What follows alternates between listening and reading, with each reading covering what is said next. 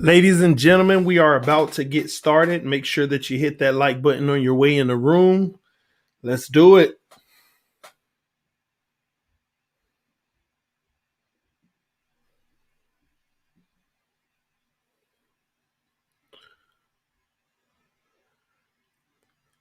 On today's stream, we will be talking about the latest reports on trading the number 6 pick. We'll be talking about DJ Fulker, the new signing at tackle/guard, and Jerome Baker's cryptic tweet, as well as the Miami Dolphins status on basically opting in or out of OTAs.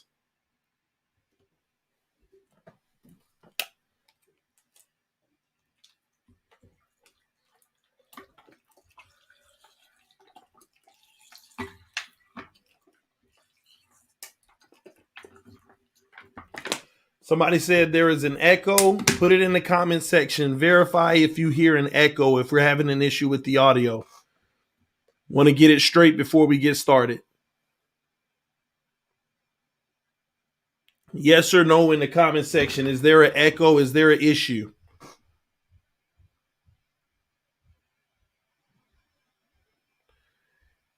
Everyone's saying no. So the one individual who's saying yes, I believe that's a singular issue. So you may want to take care of that on your end. I appreciate everybody. Make sure you hit that like button. We already got 200 people. We're trying to get 100 likes before we get started. We only got 88 right now. We got a lot to talk about, guys. It's going to be a good one.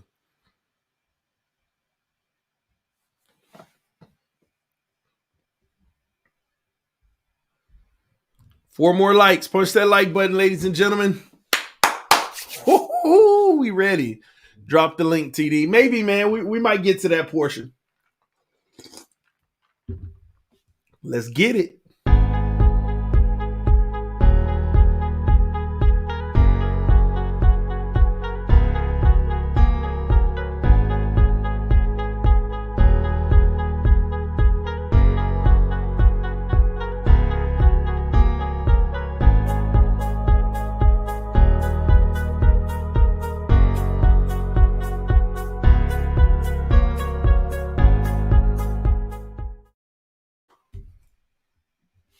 What's up, ladies and gentlemen, and welcome back to TDPHINSTALK, home of the real Miami Dolphin fans. Yes, we are live here on Monday night. New week, new information, new things going on in Dolphin Nation. Man, we got so much to talk about. It is going down within the front office with Chris Greer, Brian Flores, and company.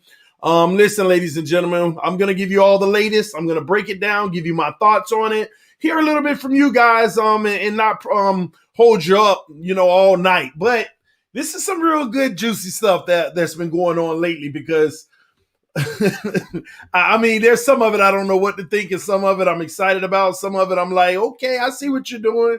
Low key, I see what you're doing. So we're going to break it down. Like I told you all before, we're going to be discussing the number 6 pick potentially getting traded, all right?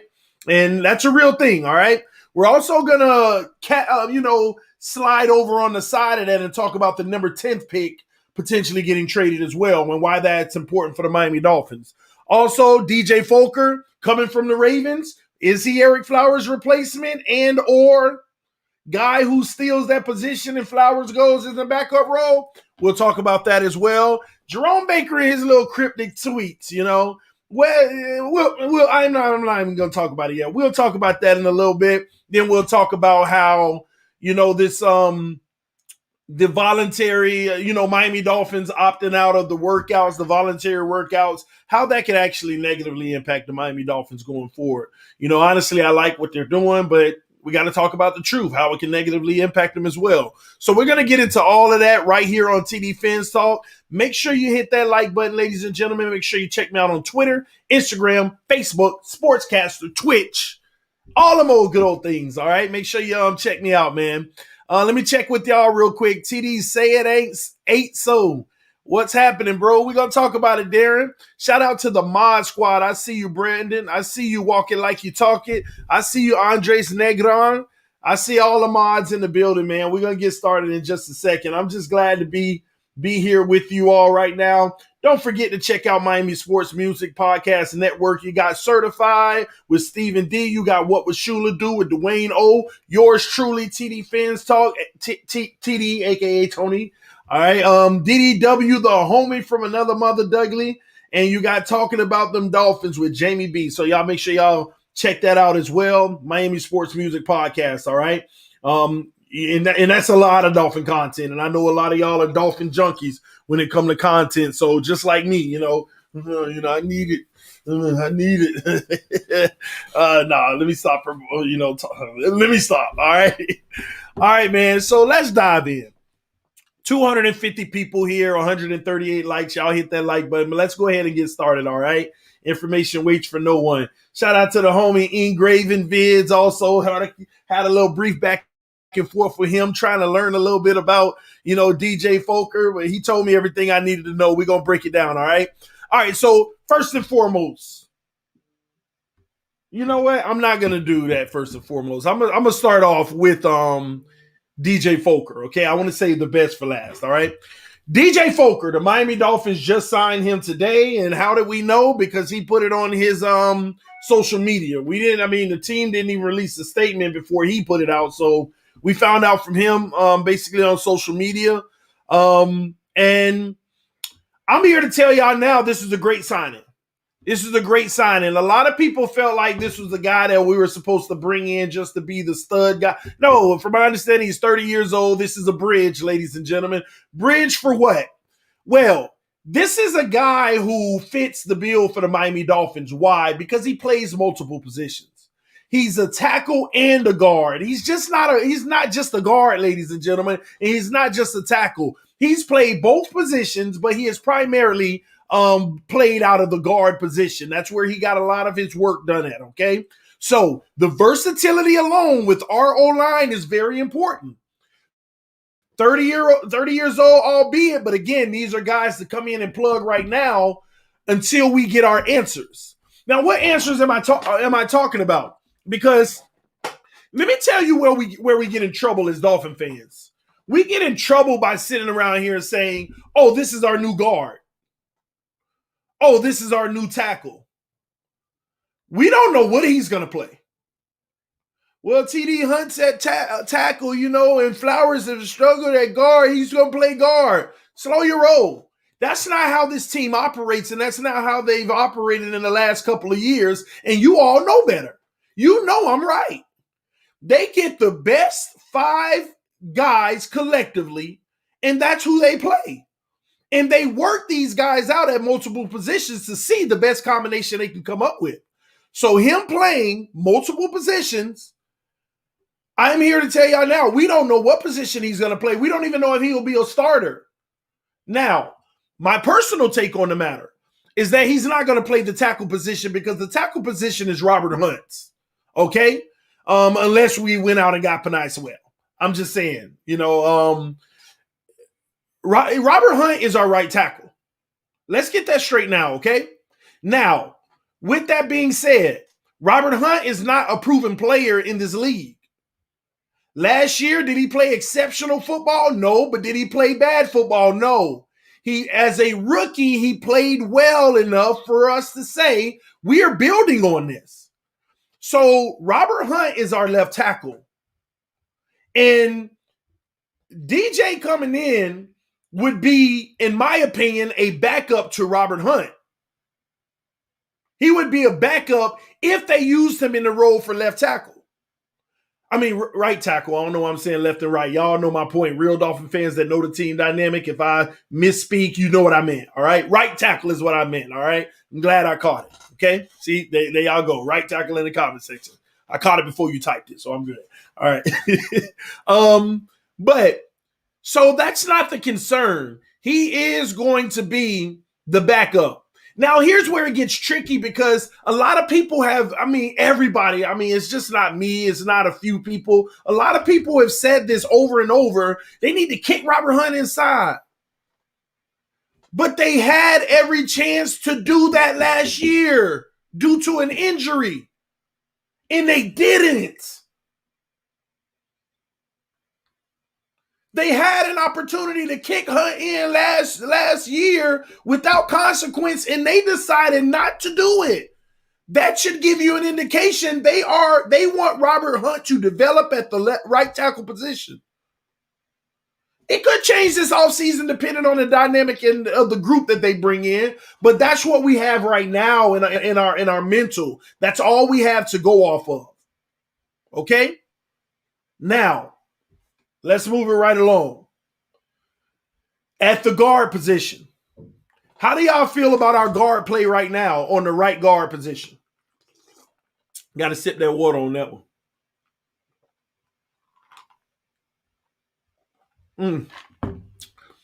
Nothing better than some good cold H2O.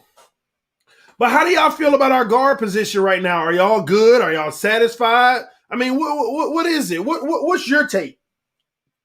Somebody said horrible. Somebody said horrible. Kinley is a beast. He will be one of the starters. Okay. Kenny is good. Let Hunt play. No. Kinley is goated. Let me tell you something. I love Solomon Kinley. I love Solomon Kinley. Now let's go on to the left side. How do y'all feel about the left side? How do you feel about the guard position on the left side? Get a post of everybody in the room. I love to get your tape. On the left side of the line.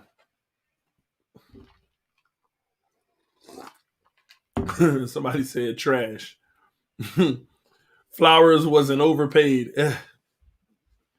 You're lagging, TD, but it might be me. It's you, Noah. I watched the stream while I'm streaming it, and I'm looking just fine on my end. Just FYI. Flowers overpaid. The issue has been Eric Flowers, ladies and gentlemen. We got an overpaid guy whose salary, we're going to be dealing with them. At the end of the day, they want to do better at that position. This is the perfect competition, ladies and gentlemen. DJ is the perfect competition with Eric Flowers. And that's what it's going to come down to. That's what it's going to come down to. Now, some people say they see me lag too. Y'all let me know. Is there an issue? Because I want y'all to have a good quality stream. Let me know real quick before we proceed. Are we having an issue? Yes or no? Yes or no in the comment section. Not for me. Lagging. You good, bro. No.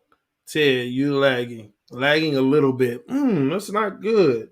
Hold on. Let me make sure I'm on my 5G 1 gig internet. I don't know why this thing sometimes automatically switch me out to the give me a second.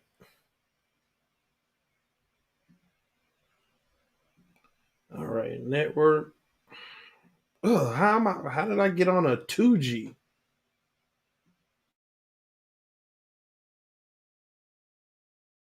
Oh, some of y'all may say I'm good, but it could be better even for y'all.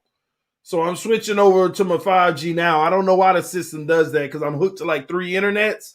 But after like 24 hours, it always switches me off to the other one. And I have no clue why.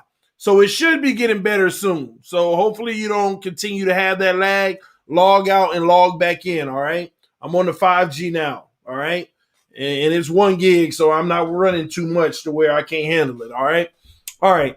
Anyway, no, it's not 2G. It's the network I have. It comes – I got 3 internets. I have an individual 1G. That's what I run TDPHINSTALK and Sports Talk on and all of that. That's the 1G. They charge enough for it. It's ridiculous. Thank you for the donations, by the way, to help me with it. And then where I live also has a built-in internet, which they have a 4G and a 2G. The 2Gs is what you want to hook your devices on, and the 4 to your TVs and all of that. So technically I can hook on the 3 different networks, but I'm always on the 5G because that's what I pay for this channel. All right, so I'll never have an issue. All right, but anyway, let's get back down to business. This DJ is going to be the guy who provides competition in camp, at so many different positions because you never know. These guys last year that we grew accustomed to, let me tell you something. I love Austin Jackson. He had a little fallback last year after the injury, but I love where he was as a rookie and the progression and what he could be. I love Robert Hunt, what he was and what he could be. Okay. And above all, and some of y'all may disagree, out of all three of them, I like Solomon Kindley the most. It's just a personal thing. I have no clue why. Just when I see him play, he flying out there. He having fun and he getting it done. From what I see, there's areas he could definitely improve in, but he's my favorite out of the three rookies from last year. Okay, Solomon Kindley. But DJ is going to bring in some competition for just about every single one of those guys, and that's what we're looking for. We're looking for that competition. Nobody's safe. And we need it on the O-line. We had what we had last year, but if we got any opportunity to get better at any position, we want to do it. So bringing DJ in, a guy who's a veteran, who knows the ropes, who knows the tricks of the trade, it's a great idea. And let me tell you what I love about him at the guard position. I've already saw some of the film that's been floating around about him. What I really love about him at the guard position, in the run game, he knows how to get to the second level. See, guards pull in and get into the second level. That's where we struggle. He know how to get to the second level. And right now, as a bridge, he's the perfect guy to bring in to help this team win games this year, if necessary, in the event anybody else start flaking. And then in the draft, we'll get another guy that's going to be developing behind him. All right? That's what this is about. And I love the move by the Miami Dolphins. That way you don't have to invest like big assets on the position in the draft like first and second round. So you got a guy that plays multiple positions, whether it's tackle or guard, and we already have somebody at the tackle and guard position, but we feel like we can mix a few of those pieces around. Great move by the Miami Dolphins. Is this a blue chip player? Is this the best of this and that in the league? No, but it's a guy that fits what we're trying to do, who can help us in certain areas, especially one of the areas that we struggle in the most, and that's in the run game. He knows how to get to the second level. So W for the Miami Dolphins. Engraven, after speaking with him, he said that DJ was very inconsistent last year. But you also have to recognize that inconsistency in a lot of cases is coming in the past. Like, think about it. When people judge the O-line, right? When you talk about a tackle or a guard, most people only really judge the pass protection. No, there ain't many people really studying the run lanes and how they're blocking and run situations. Most people look at the O-line and they just want to know, are you protecting the quarterback? Which it's not a good thing, ladies and gentlemen. You got to dig deeper in the run game, how these guys are doing as well. Like you'll have a left tackle that allows 0 sacks. That's who we need to sign, but the worst rated in run blocking in the NFL. You see? But nobody cares really about that. So this is a guy that does it the right way in the run game. Now, in pass protection, you may see some levels of inconsistency, but at the same token, just like the defense, we got a team full of situational pieces. So if Eric Flowers is struggling or anybody, hey, this guy might be the first and second down guy. And we might bring in someone else for third down for pass protection when necessary. So I love the pickup. Again, am I crazy? Like, oh my God, no. But at the same token, this helps, y'all. This helps. This provides us with a veteran who knows the game and still does certain things well. And those certain things that he does well so happen to be one of the worst things that we do, create run lanes and run blocking. And this guy gets to the second level and makes it happen. So kudos to the Miami Dolphins. Good job, Chris Greer. I like this signing. Bringing them in. Again, this is a 1-year deal, very cheap. And this is, again, opportunity to either bring in a guy who's going to play valuable reps in the run game and or be the backup. And we need that flexibility, ladies and gentlemen. So I digress on this pickup. I rank this definitely like a B pickup because it's definitely helping us out in a much needed area. All right, now moving right along. What's next? All right, let's go to Jerome Baker's cryptic tweet. All right. Jerome Baker. Did anybody see Jerome Baker's tweet today? Y'all let me know in the comment section, yes or no.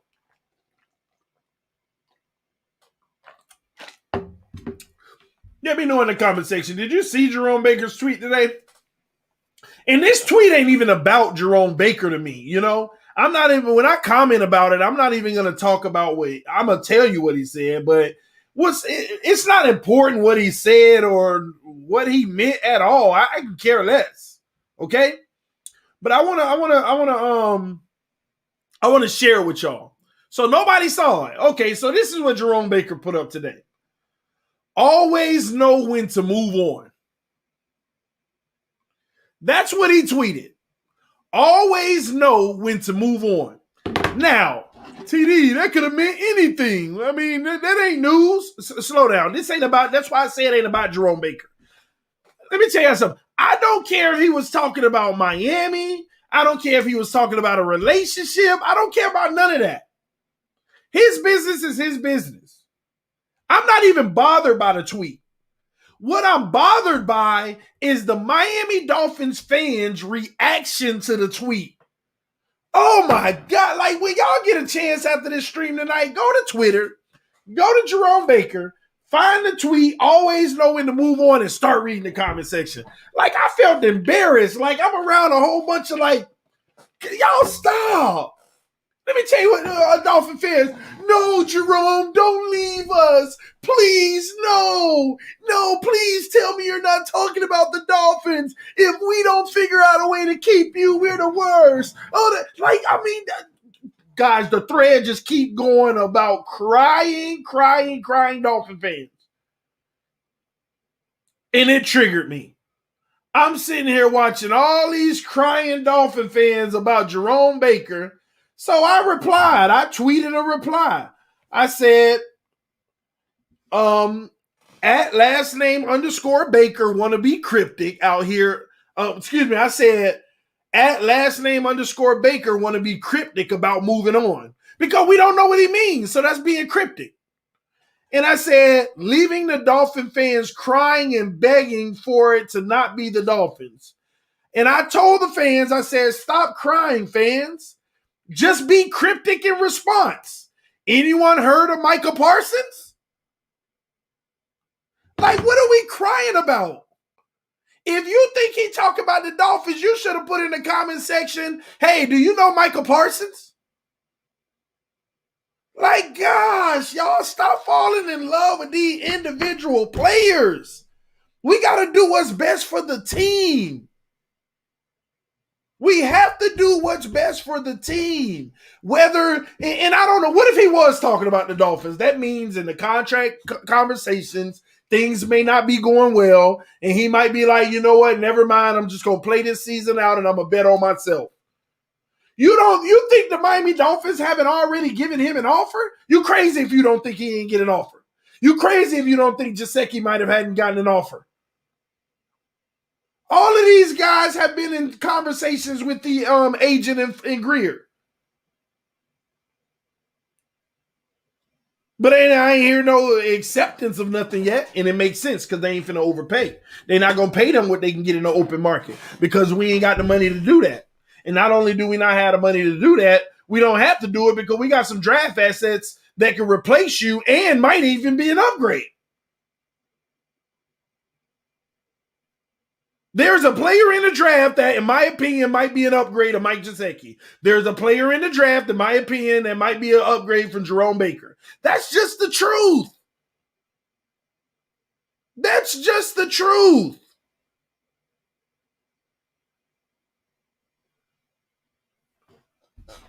So at the end of the day, I mean, stop crying to the organization. They better re-sign him. What are they thinking if they let him go? We think if they decide to keep him, then they felt like it was necessary and valuable. If they don't, then trust me, they got a plan and they're executing it. Ain't that what everybody tell me about Tua? I ain't gonna get on that. But anyway, shout out to the homie Andres with the donation. Said, if you want chips, don't fall in love with players. Exactly. If you want Super Bowls, stop falling in love with players. Some of y'all would take a player over a ring. We're not doing that over here, not on this channel. Not on this channel. We keeping it 1,000 all the way.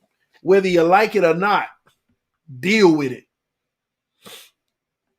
Deal with it.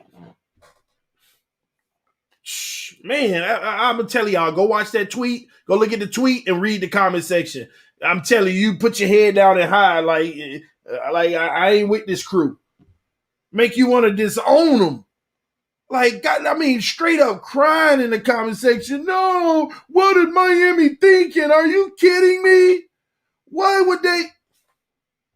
Please don't be talking about the Dolphins, Jerome. We love you. Please don't go. Man, you can't make this stuff up, y'all. You cannot make it up. Let me see. Let's hope this has nothing to do with the Dolphins. Nah, stay with the Dolphins, Baker. We need you, bro. Hope that doesn't have anything to do with Miami. If so, we're ridiculous. You are our defense, man. I ain't even read no more of that crap. Smith or Waddle. Smith or Waddle. Oh, we're going to get into that too because that's going to be interesting. Everybody might get what they've been asking for. All right, let's move on, man. I'm done with the whole Jerome Baker thing, man. Oh, man. Oh, man. I just seen the comments, TD. Holy, acting like 4-year-olds. I know, man. Oh, man. TD back with the real talk. Hey, I'm trying my best, man. Smith or Waddle. Smith or Waddle. All right, man. Let's move on. All right.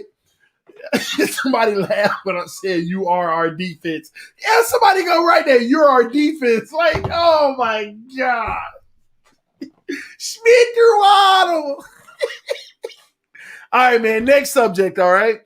Before we get into the number 6 pick, I'm gonna talk about this last subject before we get into that. The Miami Dolphins, being one of 14 teams, if I'm not mistaken, that have decided not to stand in solidarity with the players in regards to their decisions on whether or not to come to the voluntary workouts or whatever, right? Here's my thing. I'm all for it. You want to stand together? You want to be about health? All good, right? There's a piece of this that kind of there's some legitimacy to it, and then there's some advantages being taken of this. And let me discuss. Some people are electing not to show up because for safety and health reasons. But when it becomes mandatory, they're going to show up. And I'm like, why wouldn't you have those same concerns then and hold out? Well, maybe they want to, minimize the risk, TD. Okay, that's fair. But here's my thing. We got a lot of rookies, y'all. No, excuse me. Let me backtrack. We had a lot of rookies last year. What was one of the main things everybody said, especially with Tua talking about Lord, right? Come on, bro. The guy didn't even have what? He didn't even have a real training camp and OTAs and blah, blah, blah. So are we going to repeat that? Is that going to be the next going excuse or reason for any one of these players? At the end of the day, ladies and gentlemen, it's not an issue. You do what you choose as a player, and I support it as well. You choose not to, all good. But it is going to give us, it's potentially going to give us a disadvantage, y'all. I'm just going to tell y'all like that. Do y'all know the 7 of our opponents out of all the teams that have opted not to, 7 of our opponents have already stated, have not joined the rest of the NFL, and they have not made any statements saying they're not going to show up. They plan to show up. 7 of our opponents plan to show up. And that can be a disadvantage early on. Why is that important? We need to make the playoffs this year, ladies and gentlemen. Now, I'm not putting the playoffs ahead of anybody's health, but at the same token, these are the cards that we're going to be dealt. These are going to be the cards that we're dealt. We're going to be dealing with teams that are going to possibly have a lot more cohesiveness within the organization, within the team, with, just gelling together. And we're going to be trying to figure it out. There have been players from Miami that say even when the mandatory period come that they still haven't made a decision yet. Now, it was good news today that some of the guys still showed up to work out. That a large amount of the guys, but some still didn't. And that's still a good sign because it's optional. But at the same token, there are some teams where the whole team is planning on showing up and moving forward. The NFL is going forward with full fans in the stands. Yeah, there are going to be some protocols and this and that, but I'm telling you now, ladies and gentlemen, this nation is moving on. Regardless of the risk, this nation is moving on. Businesses are starting to say, hey, your comeback to work day is this day. Lucky for some people, some of them are permanently staying at home, which, they're real good about it, but not everyone. And most of those who are allowing people to stay at home are saving money because of it. But this nation is moving on, and the NFL already told you they're moving on. Not only are they moving on, but they're getting an extra real game out of you. And an extra game in the playoffs, as you've seen last year.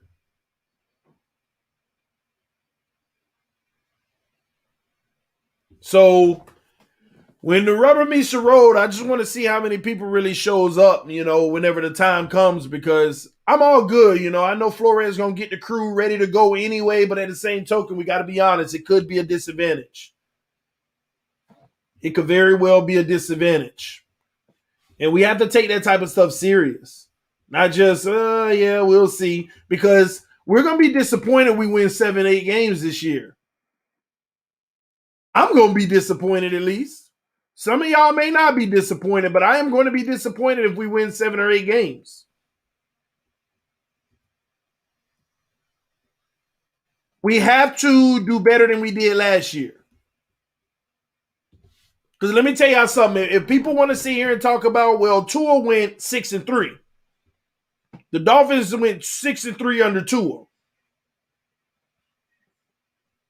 If we're going to use that logic, 2-1, then the 7 games that he didn't play, he could have very well had went 5-2. And we could have made the playoffs if we were to use that same logic in those games that Fitz played. But it's unacceptable if we're not winning over 7, 8, 9 games this year. I don't want to hear it, y'all. Well, and I sure don't want it to come back as, oh, well, TD, they didn't really have a full off season and some of the guys opted out and all that. I mean, gosh, y'all. I mean, how long are we going to live in this state of excuses? We got to figure something out, and we got to get our act together and win some games this year and make it to the playoffs. I don't even care if you have a first-round exit. Make it to the freaking playoffs. No excuse. No excuse. I mean, I care if we got a first-round exit. If our team good, we better do what we got to do. But y'all get my point. Y'all get my point. If we don't win the same or more games than we did last year, then I'm sorry. I'm finger pointing. Sorry, I am. I'm pointing fingers. Whoever they belong to. Whoever they belong to, I'm pointing fingers. We got to get it done. Dolphin fans are growing real tired of just missing the mark. It's unacceptable. 10 plus, no matter what, all right? Y'all give me a second. I'm trying to find all the teams who have yet to opt out. All right, here are the teams who have not opted out. Buffalo Bills, and we got to deal with them twice. the Carolina Panthers, the Tennessee Titans, playoff team, the Colts, who's a tough one, the Texans, Jacksonville. They haven't voted to opt out. That's 7 games, 7 opponents. 7 that are going to work. Getting that continuity. Putting it together, man. We'll see how it goes. I'm not going to stay on that subject any much longer. Time to get down to the meat of it all. The number 6 pick, ladies and gentlemen. The number 6 pick. So, y'all hear it. Y'all hear all the rumblings.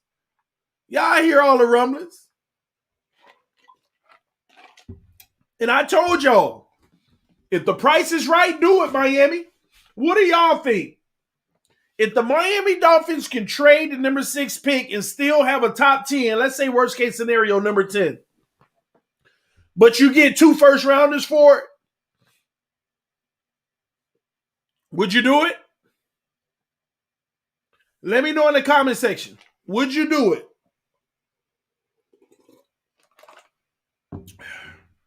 Somebody said yes. Denver at 9. Trade up to 4 and pick Pitts. Do it. Yes. No. We need a weapon for Tua now. Miami native, stop that mess now. Stop that mess. Talk about we need a weapon for Tua. See, let me tell y'all something. Here's the irony of it. If we never got Will Fuller and we went and we drafted one of the top receivers, they'd be like, finally got a weapon for Tua.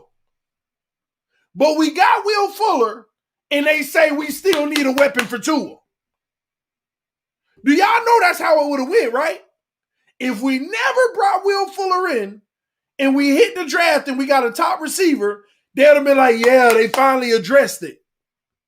But now that we've gotten Will Fuller, they're like, we still need weapons for Tua. What? What? Somebody said on a 1-year deal. That's because they're going to decide if they're going to give Fuller big money next year or if they're going to keep Devontae Parker. That's why. But let me digress on that, all right? Listen, here's the thing, though. I'm not going to argue with you because you're still going to get your way if we trade number 6. If we trade number 6 and move down to 9, guess what, ladies and gentlemen? Now you may not have to worry about Pitts. You may not have to worry about Penei Sewell. And you ain't going to have to worry about Chase. Guess who you might actually get finally? Schmidt-Waddle. You finally might get who some of y'all have been sitting here begging for, Schmidt-Waddle. So don't complain for all those who wanted Schmidt-Waddle. Now you might still be able to get him if you did move out of 6 and got more assets. Or you might still be able to get Micah Parsons. Oh, some of y'all like, oh, now Parsons in the way. Now some of y'all like, oh, Parsons in the way. Y'all are, listen, this ain't me. I ain't got nothing vested in Micah Parsons, by the way. It's whatever.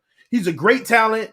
I feel like he would be an upgrade from Jerome Baker. Some of y'all argue with me. That's your business. It's mine too. I ain't trying to argue with you about it. I could be wrong. Parsons ain't proved nothing in this league. But I think you're wrong if you think Baker really has. But, he's done some good things. Right? But my thing is, the Miami Dolphins would be picking up a potential additional first-round pick if we make the right move. And still getting a guy that can help this team. Whether that's Smith, Waddle, Parsons, doesn't matter. As long as it's somebody who's going to be able to fill a position that we're questioning for the future, that's all that matters. Somebody said Jerome Baker is above average. I agree. And that's all you need in this game is above average players all across the board. That's why I don't have a problem with Baker.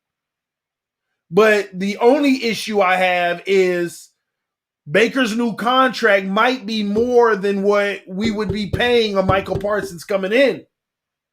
And we got the deal for 4 years with the 5th-year option on the new kid that is coming into the league with a higher upside than what Baker came into the league as. Unproven, but if you compare Michael Parsons coming into the league to when Jerome Baker came into the league, it's Parsons all day. So that's where the consideration comes in.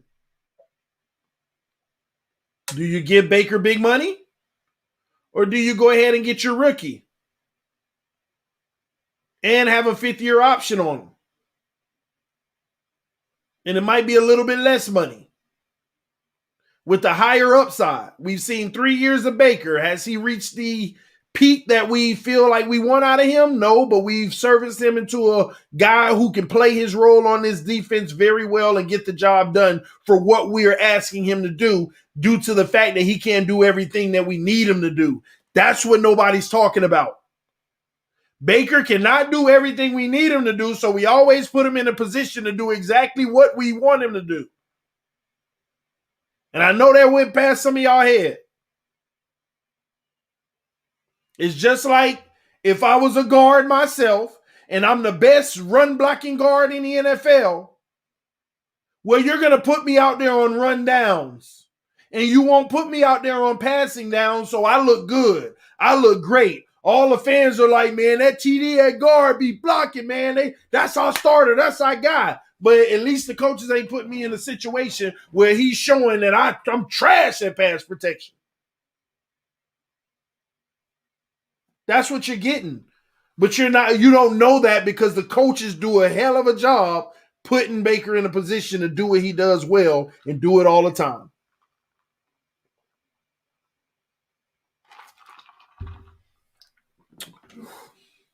That's what it is. That's what it is. But Baker has grown a little bit over the years. I remember one of the biggest knocks on Baker.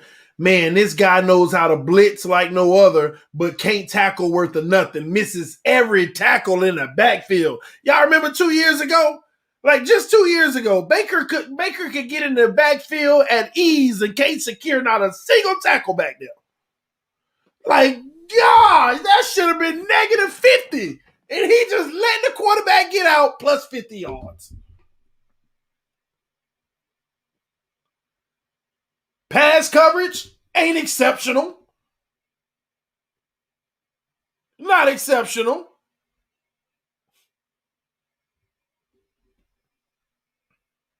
Run defense. Going around the contact.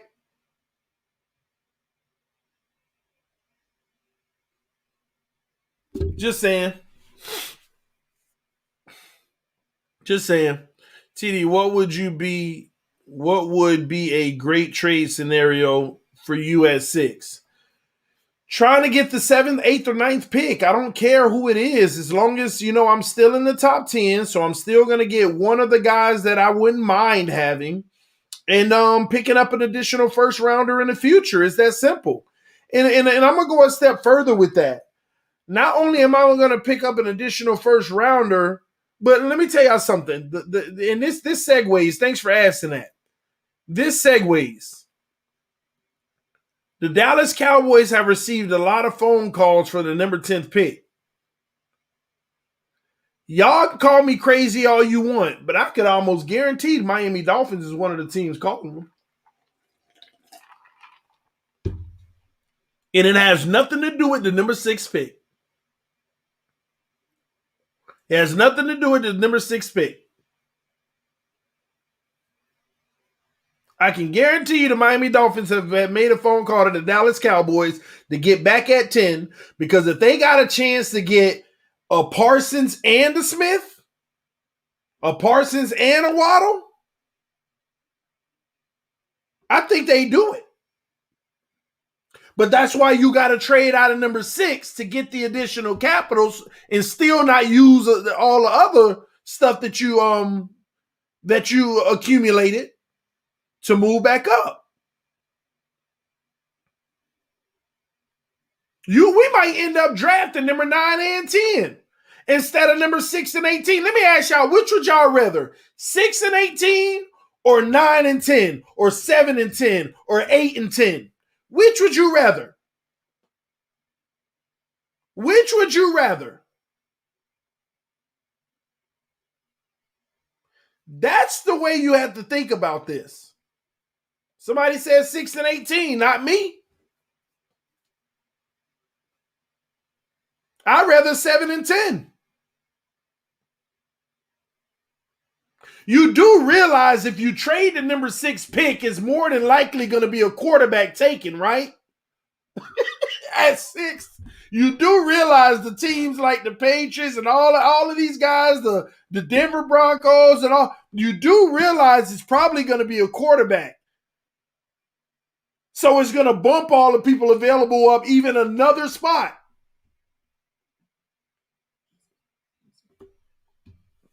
Think about it.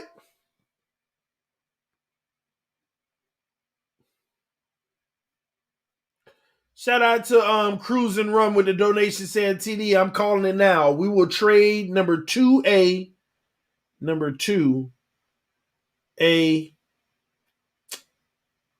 and 5th to the Ravens for Orlando Brown and sign him to a 5-year deal at $65 million with $50 million guarantees. Book it. Hey, time will tell. I don't know about that, but time will tell. You really giving them future money because we don't have it right now, but time will tell. Time will tell. Somebody says 16 and 18. Is that possible? No. No, that's not possible.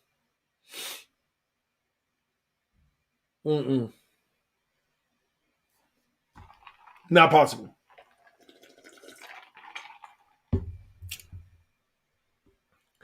Let's see. I like number 6. We can get one of Chase, Pitts, or Sewell.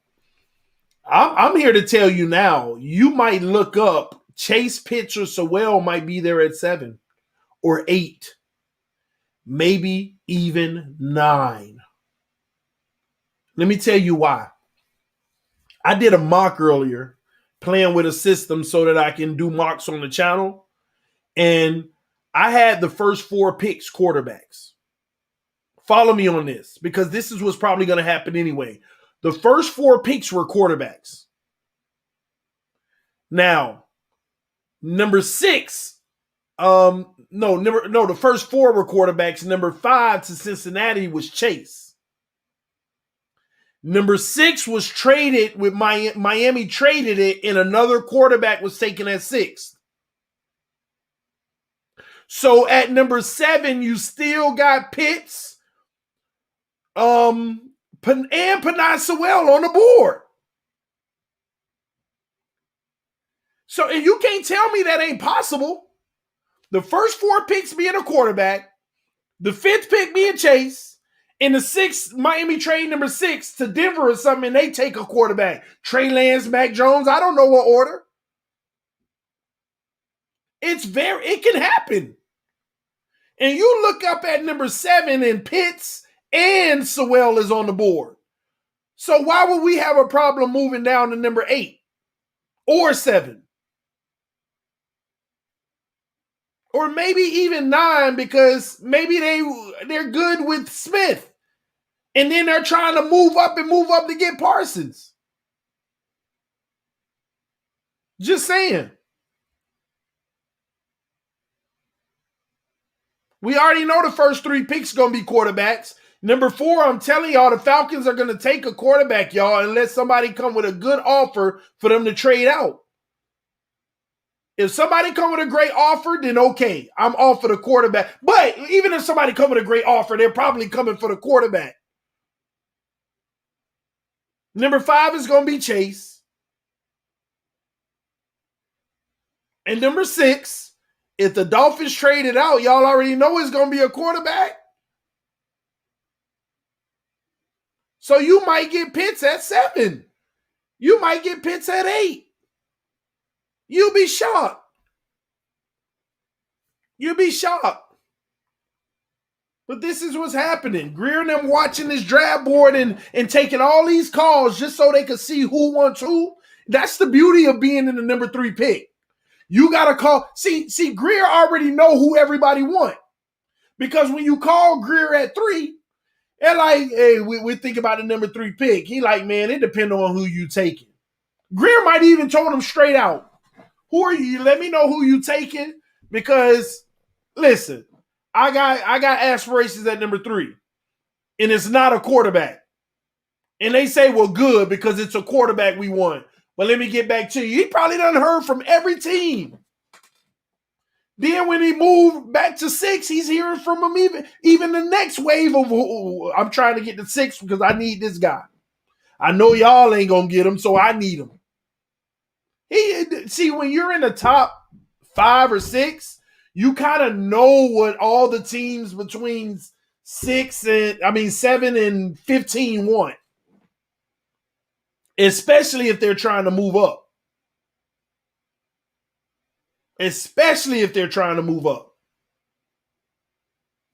So he'll have a good gauge of the board, y'all. But at the end of the day, if it goes down that way, say he misses out on the person he wants, he'll still be good with the Smith or Waddle at 9. He'll still be fine with that. You got to play this game, y'all. But what you try to do is let that number 6 pick, when you move down to, say, 8, make sure that they paid an extra premium so that you can move 18 down to 10 with the Cowboys potentially.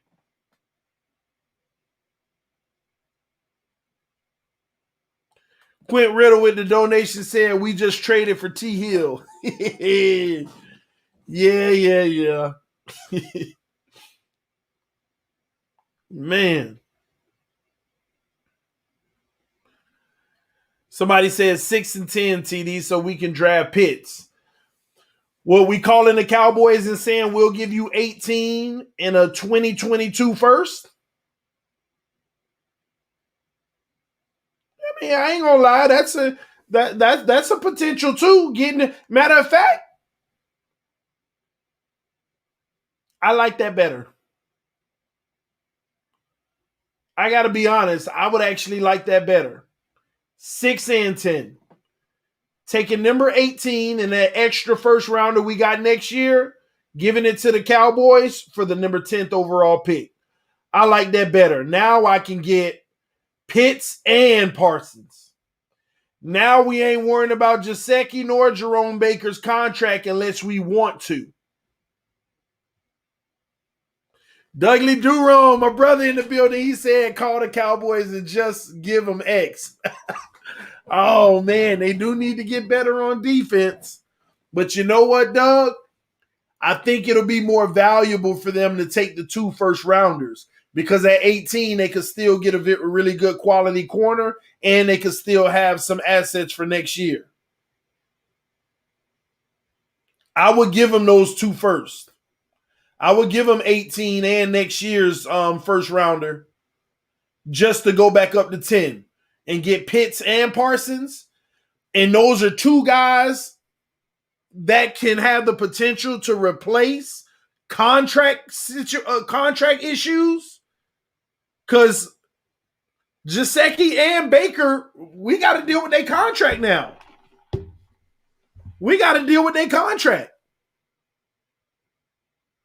But I got to entertain what you said now, Doug. Because taking X and getting the number 10th pick, now you bring up a good point of what somebody said earlier when I said that's not going to happen.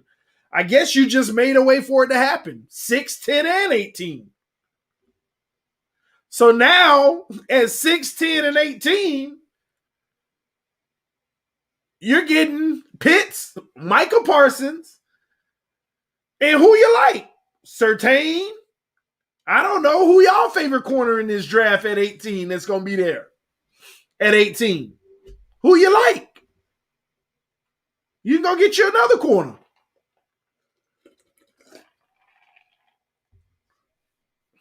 I want to see X with Miami one more year just because I want to go to the Super Bowl this year, and I know he would help with that, but it's a gamble because the longer we keep kicking that bucket down the road for Xavien Howard, people have to understand from this point forward, Xavien Howard's value does nothing but decrease. His value today is the highest that it is ever going to be in the future. He can come out next year and have 30 picks. His value will not be higher getting closer to 30 years old. It will not be higher. And that was an exaggeration. 30 picks. But y'all get my point. He could double back and have 10 or 11. His stock will not be higher. At this point, it does nothing but go down. As well as he plays, only brings it down at a slower pace. I'll put it like that. So you're never going to, unless you do it now, have a viable situation where you feel good about trading him because you're not going to get the value back if it doesn't happen this offseason or in the middle of the season.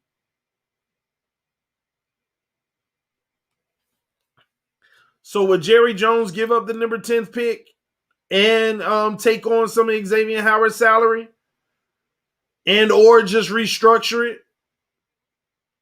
Because that's a whole nother conversation of him potentially wanting more money.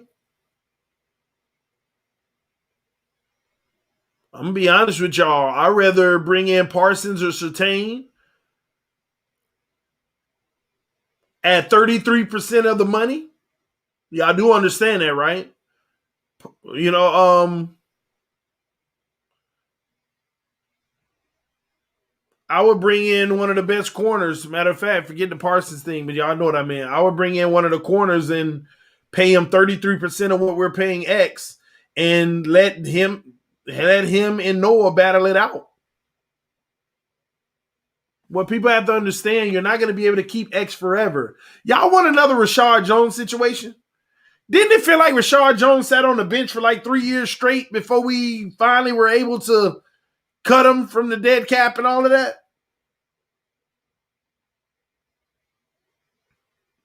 That's what some of y'all want. Y'all want a Rashard Jones situation.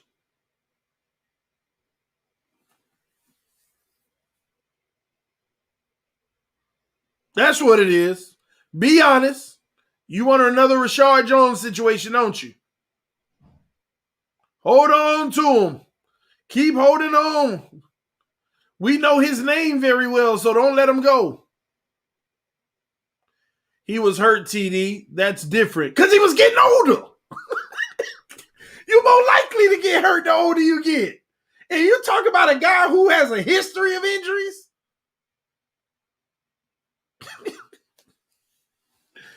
Man. We got a donation. Saying, what can we get for Xavien in a trade? You know, that's been the real question, man. I've actually had to seek outside assistance in trying to understand what his value even is right now. And the responses fluctuate even with reputable people.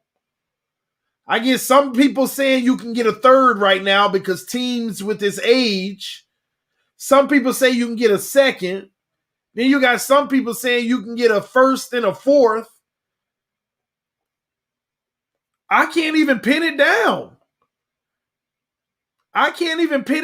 You have to understand when somebody trading, they're not just trading, but they're picking up your salary as well, y'all. See, and then what matters, the values change depending on what year you're in. Say you had a guy who's been in the league for 3 years, have done exactly what Xavien Howard did. 10 picks, all pro, everything.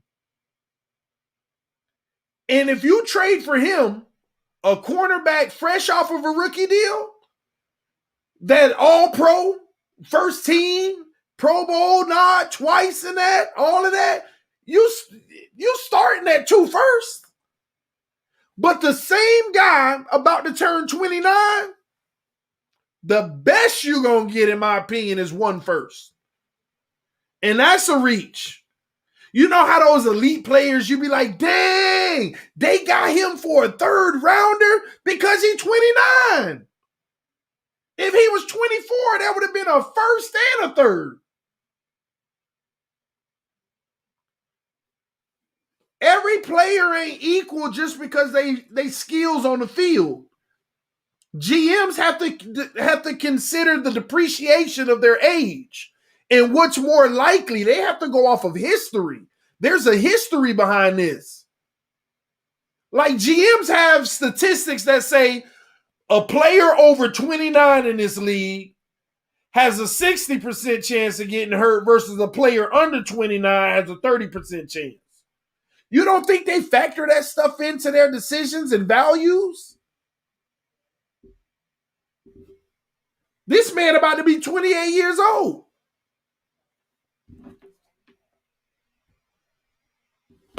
And you trade him, you're going to be signing him on a new deal, restructuring his deal for probably 4 years.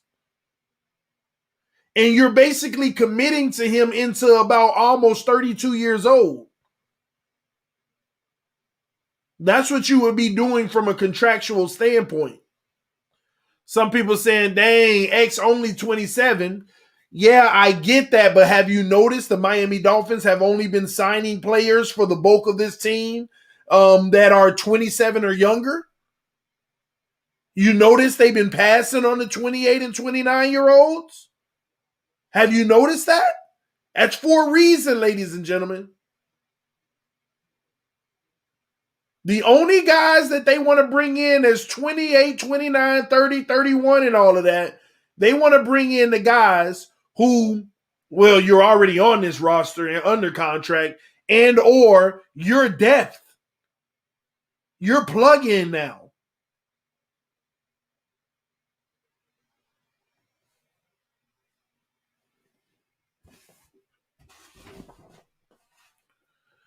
Somebody said a 27-year-old cornerback that just had his best season and you talking about a 3rd-round pick. You tripping. Wow. Wow. I'm tripping. Okay. First of all, I didn't say Xavien Howard was worth a 3rd-round pick. All I did is use the example of, you know how when we be like, man, how did they get that awesome player for a 3rd-round pick? How did they get him for a 3rd? Because they factor in his age. Some of y'all was blown away. Oh, how did we only get that for Jarvis Landry? How did we only get that for Jay Ajayi? There's factors in it, y'all. There's a lot of factors, man. A lot of factors. Somebody said cornerbacks last long. In what world? Stop that mess. Stop. No, they don't. Y'all want to sit here and point out 5 or 6 guys that are good names, but outside of that, you ain't got longevity at that position in this league, not playing at a high level. Stop that. No, they don't last long. They look great, they get a big deal, and then all of a sudden things start changing the older they get.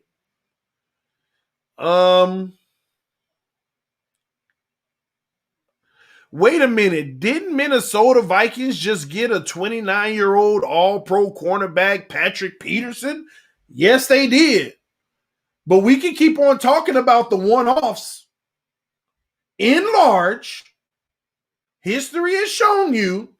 That's the one of the things that we're great at. We're great at pointing out the exception.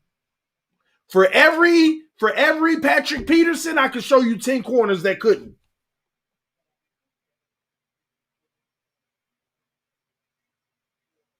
For every Patrick Peterson, I can show you 10 that couldn't. I'd probably show you more than that.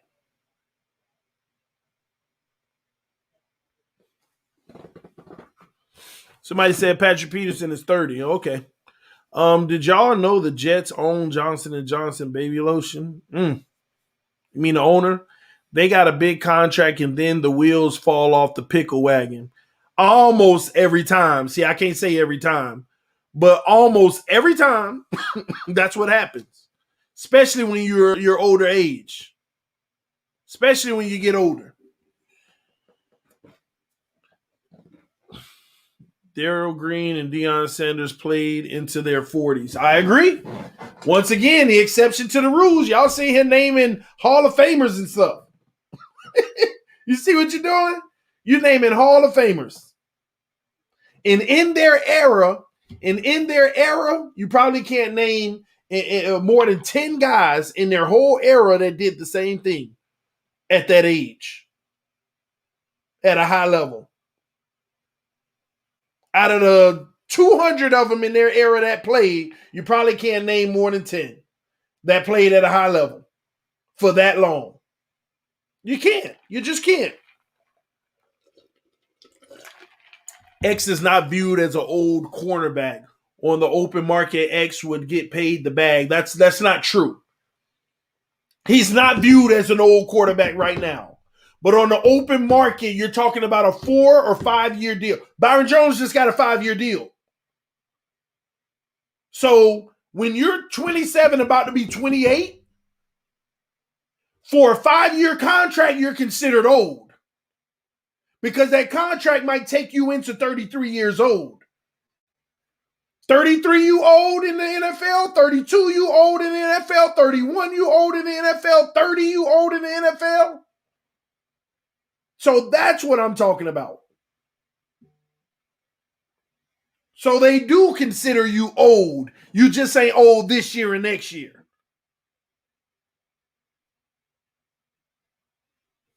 You got to think about the contract that person will be looking for and how and the guaranteed money, how long are they going to be on the hook for it? And what age does that take them into? That factors in. That lowers your value. That lowers your value. Why you think, and the only way you get around that, you got to keep taking 1 and 2 year deals at a high amount so that they can feel good about you doing it at least the next year, but they can't invest. Even Tom Brady, the man got a 2-year deal. Remember when he was in New England, he kept re-ing up on 1 and 2 year deals. That's why they cannot give you the long term anymore. And if they gave you the long term, they got to bring your number down significantly just in case they get burnt. And even going to Tampa Bay, 2-year deal. He got 1 year left on the contract. What did he do? Restructure for it to be 2 because he played so well. But they're not going to say, hey, we want to go ahead and give you a 4-year deal. Tom Brady, you're not going to slow down for the next 10 years. We want to give you a 4 or 5 year deal. They're not going to do that.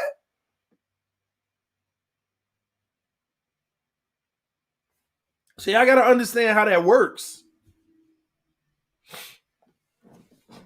Trade X to the Lions for number 7 pick. I do that in a heartbeat. Number 6, number 7, and number 18.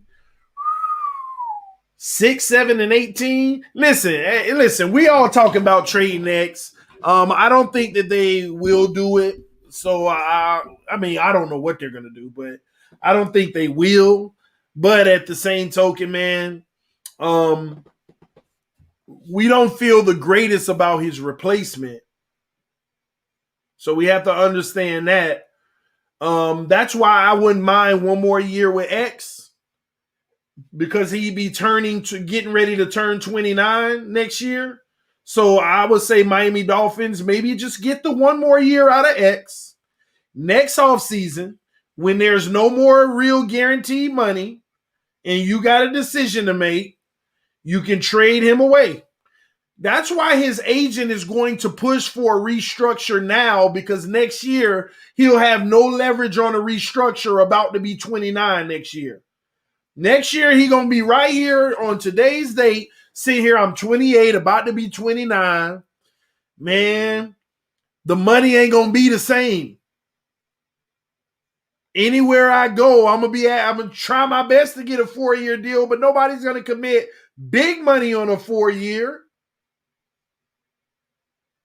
So we need to restructure with Miami now and try to get that bag. That's what they're going to try to do. It only makes sense. If I was his agent, I'd be pushing for him to get more money now. Listen, Miami, the guarantees are running out. Come on, man. Let's say we ain't trying to be greedy, but let's be fair here. All pro, defensive player of the year votes.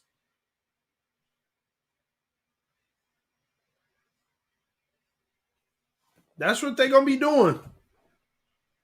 TD, don't discount OC Eric Studsville being QC for O-line and running game. O-line more physical with Fluker or Fulker. Don't ignore Brown trade if Panay is gone and get a running game. Great for Tua. A lot of people keep talking about this trade for Brown. A lot of people keep talking about that. Y'all really think something like that gonna happen? You really think something like that gonna happen? Now I will tell you they're gonna be strapped when Lamar Jackson's contract come up, but man, that's interesting. Trav Patrick Surtain Jr. number 6, 100. Man, you could. I don't think you could go down the draft board a little bit more and get him. Why do it at 6? What you do is trade a 2nd, 4th, and Parker for pick 7.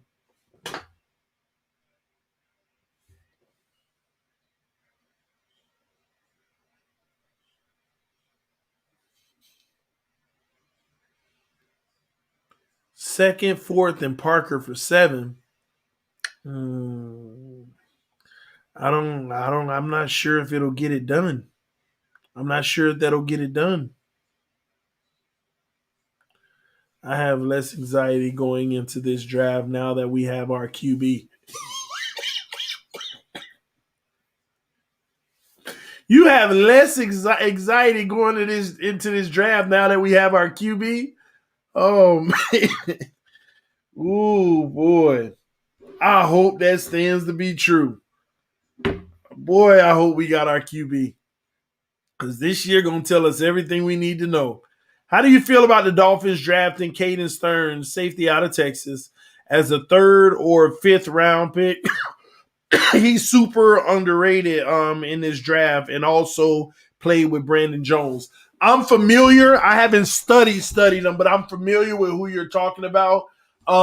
Again, I'm one of those individuals. See, it's players like him who could be on the radar. I wouldn't say, excuse me, 3rd round. I would try to go 5th round, like you said, maybe even 6th. Like you say, he's underrated. You might be able to sneak and get a guy like that in the 6th round. I know you like him, so your stock's probably higher, and it might be. But that's the type of guy that Flores can work with and make, because I'm still a little iffy on our safety position.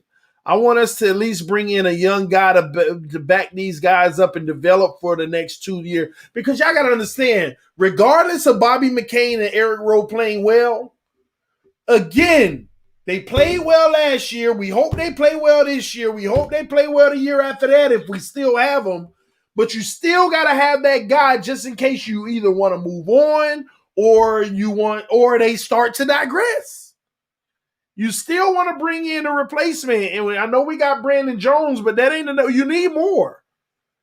We need more in that secondary to feel like we can go to and give a few reps and quality play and see if we can bring some gems out of it. My take. Just my take on that, man. I think we need a little more. All right? So true, TD. If the Patriots want to move to 6, do we do it? Listen, if the deal is worth it, I don't care who it is. I don't care who it is. If the deal is worth it with the Patriots, move up. But TD, they're going to try to get their quarterback. So if they move up to number 7, they're going to get the same guy anyway. Because we ain't drafting a quarterback, or are we? I ain't finna start no drama, y'all. Hey, I've been on the record. I told y'all I want us to select Trey Lance with our 2nd, second round pick. Just in case. Have another little young developmental guy. I'm good with it. Trey Lance with our second rounder. I've been on the record. Yeah, I said it. I said it. All right, TD. At 18, Parsons and Surtain there. Who are you picking? Parsons at 18. If he goes 18, and yeah. Now I fall out my chair if Brian Flores get Chris Greer to get yet another corner. If we got yet another corner in the first round, I don't care what none of y'all say. Get Xavien Howard off of this team right now. Not because I got any problem with Xavien Howard, but gosh, you literally making a statement that you trying to replace somebody, and it ain't Byron Jones because you signed him the same year you got Noah. You are making a statement. If you get another corner in the first round, it's only X. It can only be X you're ready to move on from. Ain't no question about it. So I'm not entertaining the cornerback pick in the first. It's going to blow my mind if we do. But for some reason, I can't wipe it out as a non-possibility. One moment, y'all. Hello? All right, I got you. Man, it might happen, TD. No, it ain't going to happen. If it do, I don't know what to tell you. Somebody said, I get Byron Jones off the team. Yeah, I can keep saying that all y'all want. You dealing with Byron Jones. Or you going to be eating $7 million of dead cap for the next 4 years. 7, 7, 7, and 7. So let's get that straight now. You can get Byron Jones off the team all you want, but you finna pay $7 million in dead cap for the next 4 years. 7 this year, 7 the year after, 7 the year after, and 7 the year after. That ain't happening. And if they did do that, oh my gosh. What a waste of $7 million. And here come these people that don't watch football film talk about Byron Jones got mossed too much last year. How many times Byron Jones got mossed? How many times he got mossed? Y'all need to stop that mess. You can go through every single game, and you probably got in the whole season where he gave up 5 or 6 deep balls in the whole season? And 2 of them should have been offensive pass interference.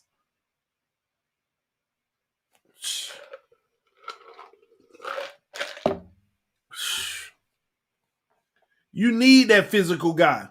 Matter of fact, if you didn't have him on the team, they wouldn't have even thrown Xavien Howard's way as much for him to have the picks that he had. Man, sometimes I be wanting a situation, like I don't want it because I want to win, but sometimes I be wanting to show some of y'all, get Byron Jones off the team. See what happens. Get him off the team and see what happens. Yeah, that's sometimes I be wondering. See, some of y'all would prefer the Noah monogamy in the first 3 games. Like, were y'all watching the same games I was watching? I mean, come on, man. TD, didn't X get mossed a lot? Just as much as Byron Jones. Matter of fact, he probably got mossed more in the first 3 games than Byron Jones did all season. No, go back to them first 3 games. But I accepted y'all excuse. I said, well, he is coming off of an injury. He is jogging out there. So, he was hurt and he's getting back into form. I accepted that and I'm going to still ride with it. That's fine. But all you got to do is go to the first 3 games on Xavien Howard and you see him getting toasted all across the field. And these are facts. Nobody could say nothing to me in them first 3 games other than, yeah, but TD, he just got off an injury. He still got to, that's why he's not playing well. He got to get back into form. And I'm not disagreeing with it because he eventually got better and better and better. But you know the irony to that? Guess who wasn't playing for them first 4 weeks? Guess who wasn't playing? Byron Jones. And guess why he wasn't playing? Injury. But nobody not once said anything about the fact that he came from injury too. Did y'all hear anybody say, well, he's getting in the form, he came from injury? No, not a single person. You see how people are? When it's their guy, it's their guy. They don't want to call balls and strikes the way they are. They just want to stick with the person they love and not stick with the person. See, and here's the sad part. Some people hate on Byron Jones for the simple fact that he make more money than Xavien Howard. Yeah, I said it. I said it. Some of y'all hate on Byron Jones for the only reason you hate on him is because he makes more money than your beloved guy. But you ain't never stopped to ask yourself why they paid him more money. Ooh, you can't make this stuff up. You can't make this up. Ooh, am I triggering anyone? Am I triggering anyone? Hey, you know how ball don't lie? Every week they get paid, that bank account don't lie. Oh, man. Facts, ladies and gentlemen. Facts. Facts, facts, facts. It's a reason why they gave more money to begin with. And on top of that, I ain't heard them talk about a restructure yet. Have you?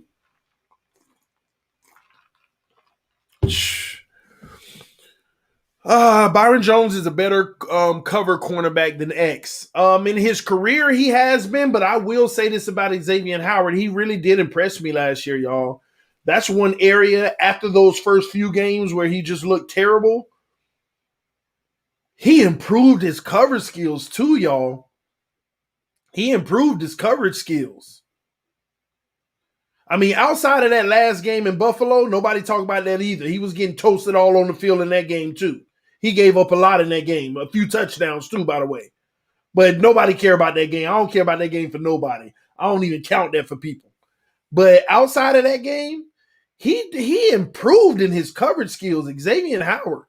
But I said before the year started, I said when them boys get in practice, Byron Jones might actually help Xavien Howard be a better cover corner.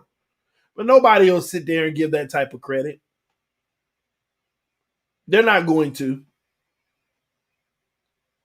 They're not going to. But yeah, man, honestly, they both need each other. They both need each other. Overall, Xavien Howard at this stage with what he did last year, I'll honestly say was a better corner for the simple fact you were a better cover corner. Like if I was to rate on a scale of 1 to 10, Byron Jones was a 9 out of 10 in covering, and Xavien Howard was a 7.7 out of 10 in covering. But turnovers from where Byron Jones came from, he became like a 6.5 in ball hawking skills all of a sudden because he had some picks this year. He did a good job. I was shocked. But Xavien Howard was a straight 10 out of 10. So overall, when you put the scores together, X just edges out overall, in my opinion. And that's just with those factors. There's other things too. Byron Jones, I don't like him in run defense. Xavien Howard, I didn't like him in the past, but I've seen better things as of late in run defense. But Byron Jones, I don't like him in run defense whatsoever. Byron Jones ain't trying to get nitty and gritty and dirty and ugly in no run defense. He waits on you to come to him and he'll make the tackle. I need you to go get it. And that's the biggest flaw in Byron Jones. That aggressiveness in like the run game. He ain't trying to hear it. And that's his biggest flaw.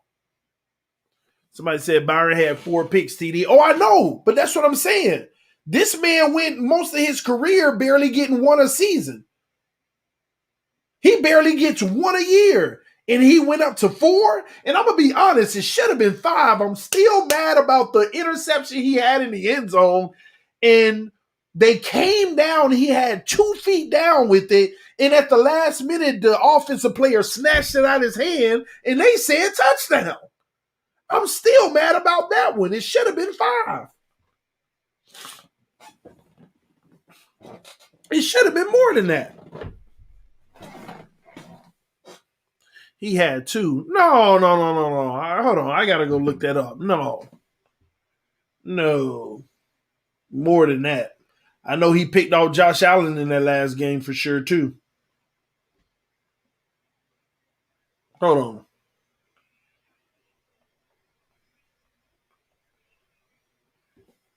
Yeah, I thought he had a few more this year. I could be off.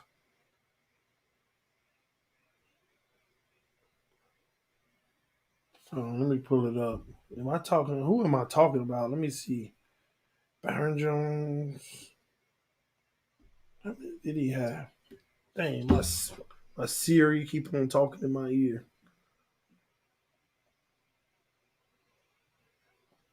2. Where am I getting that from? Why do I think he had 4? I don't know where I'm getting that from. Dang, that's crazy. I thought this man had definitely had more than 2 picks this year.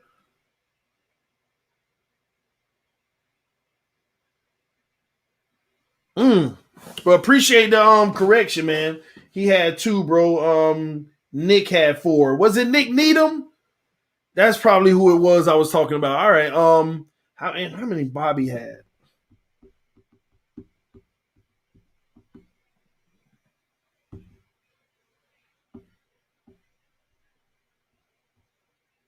Just 1. So it was Nick Needham. Hold on. Byron Jones. Look at this. Byron Jones' entire career, y'all. This man done played 6 years in the NFL. And he has 4 interceptions in 6 years. And 2 of them was last year alone. Had me confused. I confused myself. Byron picked out Mahomes in home game. And Josh Allen in the last game. I guess those are the 2. I thought it was more. Rowe had 2. We were getting so many. It was spread out all over the field. He received that massage. Oh, Lord. He dropped 2 probably. You might be right. That might exactly be what it is.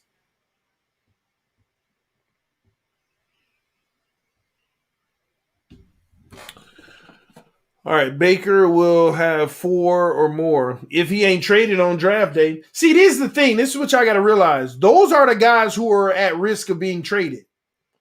Jerome Baker and Mike Gesicki could be traded on draft day. Like, legitimately, y'all. See, if Miami want to move up from 18 to move up, one of those guys can be expendable. Because who they're moving up for could be the guy who they want. Or who they already got. But anybody still thinking that we're getting a running back in the first round?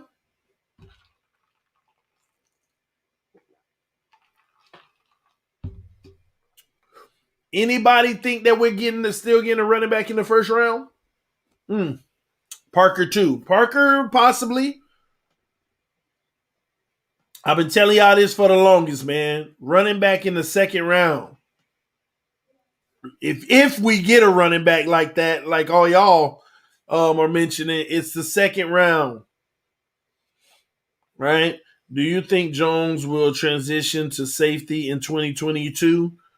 I would hope that that's the goal, Dwayne. I would really hope that that's the goal. Probably second, not trading Gesicki. IG fan pages. Not trading Gesicki. Why do y'all think that these guys are invincible? Like they can't be traded. Excuse me. Gesicki can be traded. Jerome Baker could be traded. Xavien Howard could be traded. Parker could be traded. Let me tell y'all another thing. Another factor I told y'all last week or so. Remember,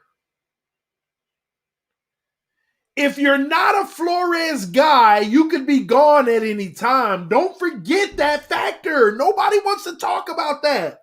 This team is already 90% Flores. This team is 90% Flores. You want to know where that other 10% is? Jerome Baker, Mike Gesicki, Devontae Parker, even Xavien Howard.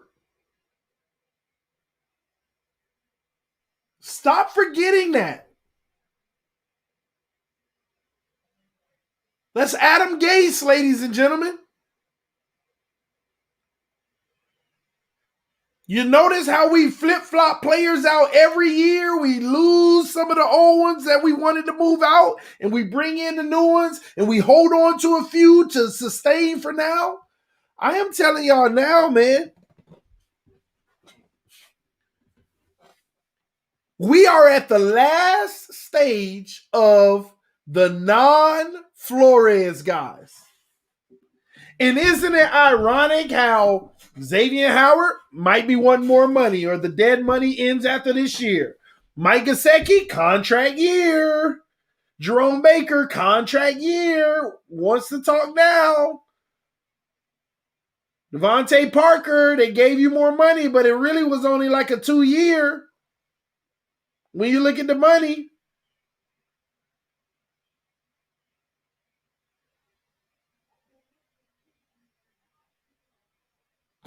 Flores guys. Flores guys. Don't forget that. TD wants all our best players gone. Someone changed my mind. Alex Cross, I don't want all our best players gone. Why would I want Christian Wilkins gone? Why would I want Raekwon Davis gone? Why would I? Come on, man. Why would I want Eric Rowe gone? Why would I want Byron Jones gone? You see what I'm doing here?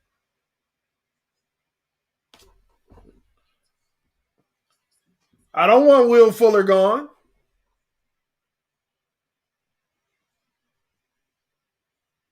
I don't want Tua Tagovailoa gone. Unless we find an upgrade.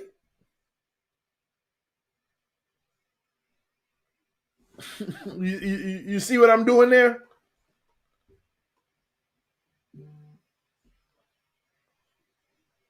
I don't want all of our best players gone, man.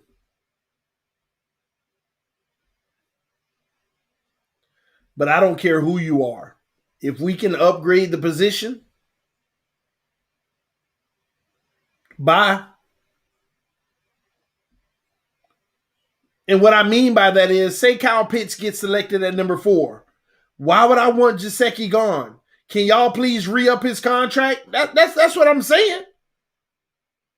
Or we pick at 6 and it's not Pitts. Can y'all re-up Gesicki's contract now? That's what I'd be saying. But we have a contingency right now, and I'm reserved to commit to Gesicki if we got an opportunity to get Kyle Pitts. I don't want Gesicki gone, but if we can upgrade the position at a cheaper price with a 5th-year option, buy Gesicki. If we don't get Micah Parsons, are y'all going to hurry up and re-up Jerome Baker? We didn't get Xavien or Parsons, and then I expect y'all to do something about Jerome Baker's contract. Come on, we need to lock him down. We don't have nobody else. So I don't want our best players gone. I just want to upgrade when we can. And if we can't, lock in what we already have if it's worth it. TD, you capping. You would throw a party if Tua is gone. I would, Alex. I'm not going to lie. I'm not capping. But it's not because I want him gone. But I would throw a party because that means that we just brought in somebody who was better. I would throw a party. Yes, I would. Yeah, hey, hold on. Hey, It's a party. It's a party. It's a party. Got the strobe lights going because that means we brought somebody better in. That's the only reason he'd be gone, right? Am I wrong? Isn't that the only reason Tua would be gone? Is because they felt like they found someone better? So yeah, I'm sorry. It's a party. It's a party. It's a party. Shake the cups.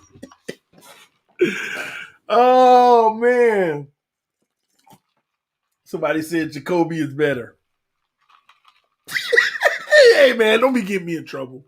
You know them two and they come out. When they come out, they come out. Don't be getting me in trouble. Man. All I want to see us with good new players gelling with our playmaker vets. I agree. That's terrible, TD. Hey, I was being honest in everything I just said. I'm not going to sugarcoat that. That's a fact. If we upgrade at any position, I don't care which one it is, it's a party. I ain't finna sugarcoat that. Ain't no, I'm just playing, y'all. No. Tua, bye. I don't care who it is. I don't care who it is on this roster. If we upgrade, bye, bye, bye. Bye. Thank you so much for everything you did for us. Bye. Wish you the best. All right. Is there gonna be a draft party Thursday night next week, baby? Get ready. Get ready. TD, are you getting the Dolphins 2021 NFL draft cap? I mean, honestly, I didn't plan on getting it this year. I get it every year, and this year I'm just like, and you know what? Honestly, I probably will just because y'all keep asking me. So I might just order it tonight and wear it during the draft, I guess. So yeah, I'm getting it. I'm getting it now. You just changed my mind. For some reason, I just was like, I don't care this year. But yeah, I'm getting it now because of you. All right.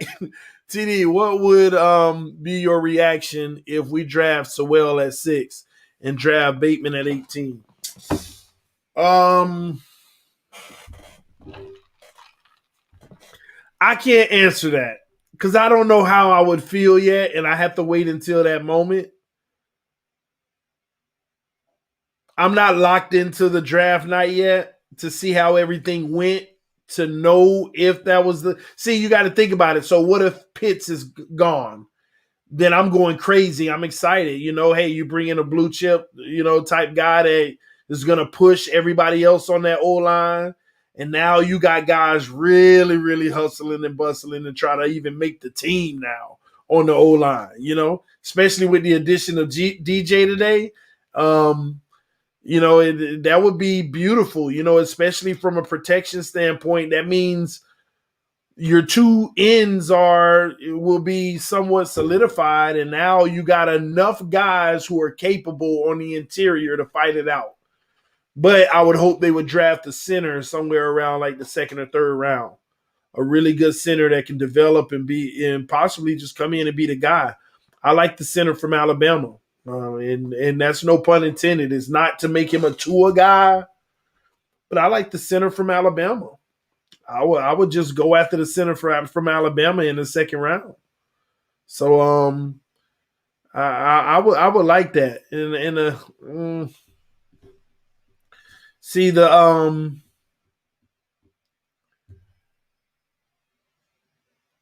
hold on, let me see. Who else did he say? Who else did he say? Let me see. I don't know. Who was the other player that he said? Trying to back up the chat.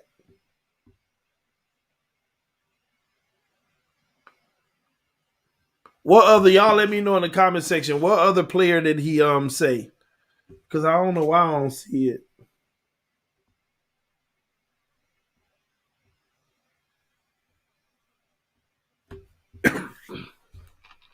Ain't nobody putting it in? Check. Just watch defensive end Jason Owe run a 4.36. Wow. Scary. Oh, Bateman? Oh, wide receiver. 18.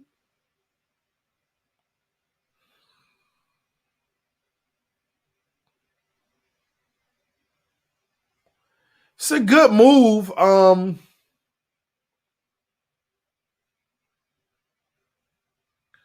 not sure. I'm just conflicted. Just depends on who's on the board. I like Bateman, but I kind of want us to get an edge at 18 if we can. I'm kind of sold on an edge at 18. I know a lot of people feel like you can get him later in the draft, but I really like the kid out of UM. I really like the edge from UM. So, well, it's two from UM. I'm talking about gosh, well, I'm having a freaking brain for it now. Oh my gosh. My guy from UM. Yeah, somebody help me out real quick. Why am I tripping? Dang, I'm tripping. It's like Phillips, right? Phillips, yeah, okay. Wait, Phillips, okay, y'all got it. Jalen Phillips. I keep on getting him mistaken with what's the other one from UM? Is I don't know why I mess their name up every time. Grossman or something like that. The other one, I'm Roger. Yeah, that's what it is. It keeps the P and the R always get me. But not him. I'm talking about Phillips. I just like the kid. His story, what he came from. He played a full year without having those concussion issues. I would like to see him in Miami. Just a personal favorite. That's just where I'm at with it. Dixon better than Payne. All right, let me pull one thing up real quick, guys, if y'all don't mind. Before we get out of here, I'm gonna try to do one quick mock draft. If y'all down for that, y'all say yes in the comment section. Let me know if y'all good with that. If we can do a mock draft real quick.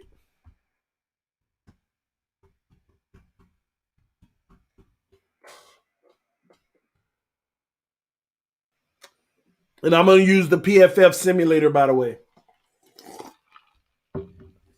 All right, y'all good with it? All right, cool. It's perfect. All right, so this will be my first time actually doing it. So bear with me on any technical issues. I'm going to share my screen. All right, can y'all see that just fine? We're just going to do the first round.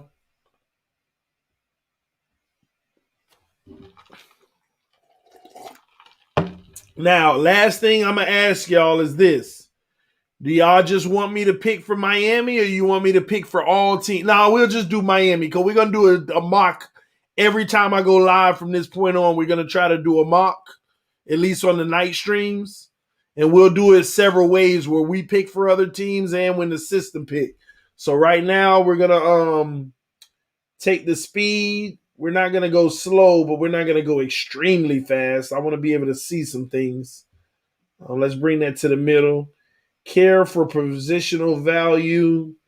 We're gonna go high on the care for positional value. So we're gonna have teams draft off of what they really need in priority. All right. I wish we could break that in half and do the first 15 like that, and then do best player available almost for the bottom 15, but it only does this way.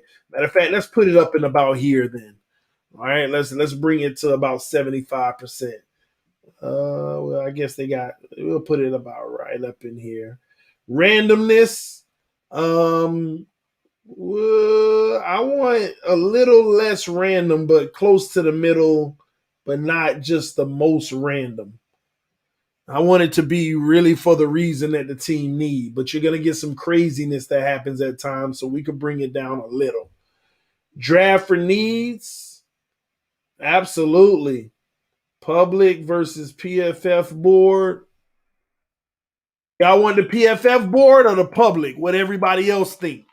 Let's go PFF, man. They study it. We're not gonna go with everybody else think because everybody going off of how they feel and who they want. We're gonna go off of PFF, who they know to be ranked as far as players in this draft. All right. So we're gonna be Miami. All right. Think we should be good to go. All right. Somebody said yes, do second. We'll do second round next time. I don't want to bore y'all too much, but I want to get this mock out the way. Enter draft. Let's do it. All right, so good. We can change the speed if necessary.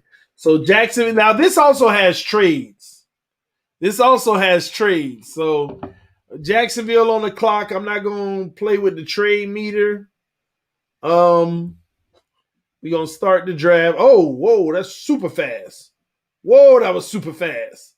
Yeah, we definitely need to slow this down. Everybody was going. Man, that was fast. Hey, let's go with it for now. All right, let's see who all was picked so far. Man, that blew by. All right, so here we go. This is what we got. We got Trevor Lawrence going number 1, Zach Wilson number 2, Justin Fields number 3. All right, we got Penei Sewell is off the board at number 4, ladies and gentlemen. All right. Whoa, number 5. Do y'all see that? Do y'all see what happened at number 5? Smith or Waddle. The Bengals took Smith. The Bengals took Smith, y'all. Interesting. Somebody said use PFN. We're going to use several different ones, but we're using this one for now because I loved it with the trades and stuff. Wow, Devontae Smith. Let me tell y'all something. Nobody has talked about that potential, but isn't it funny that if they want a receiver, that everybody automatically assumes Chase because that's who Burrow played with? But this is interesting for the simple fact that why is everybody ruling this out as a potential?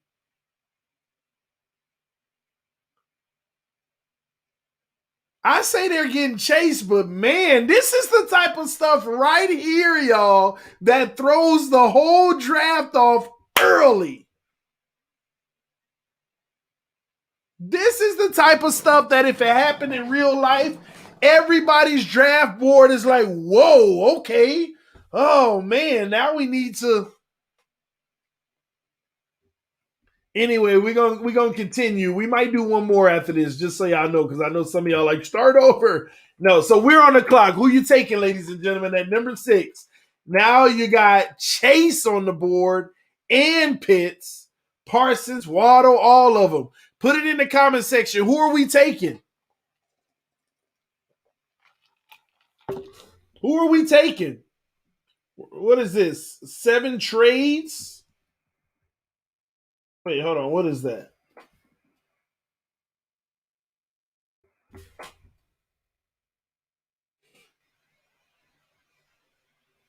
Oh, that's just select the team to trade with. I'm not trading.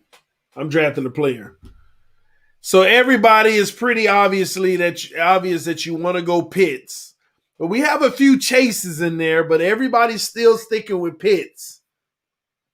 Justin Fields, wow.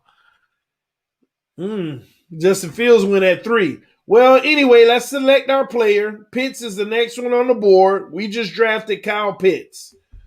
The Lions are on the clock. They took Jalen Waddle. Panthers took Micah Parsons. Trey Lance goes to Denver. They didn't need to trade up. Jamar Chase, the wide receiver, goes to Dallas. I got to slow this down even more now. Because I got, oh man, I'm screwing it up. Oh, my bad, y'all. I'm saying we'll go through some of these picks. Jamar Chase to Dallas. They couldn't pass up on that. Chase went all the way to 10. Bateman to the Giants. Mac Jones to the Eagles. Christian Dershaw, okay, the tackle to the Chargers. Slater. J.C. Horn. The cornerback went to New England. They replacing the quarterback. They know their guy is getting old and he's out of there. Greg Newsome, cornerback to Arizona's. Patrick Surtain, man, we got to run on cornerbacks at 17. Now we're on the clock at 18. What are we doing, ladies and gentlemen? What are the Miami Dolphins going to do? Interior lineman, not likely. You got safety on the board. You got a linebacker, another tackle, wide receiver, cornerback, Caleb Farley. Wow, that's interesting. An edge. Hey, who y'all got? Who do y'all have at number 18 in this situation? Who do you have? Who do you have at 18? Hmm. Najee Harris. Wow. Y'all gonna get Najee Harris at 18 when you know you can get him in the second round at 36? Potentially, I think you can get him at 36 or Etienne. Phillips is 27th on this list. Hmm.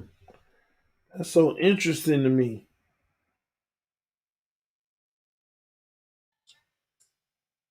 A lot of people saying Phillips. So a lot of y'all feel the same way? A lot of y'all feel the same way?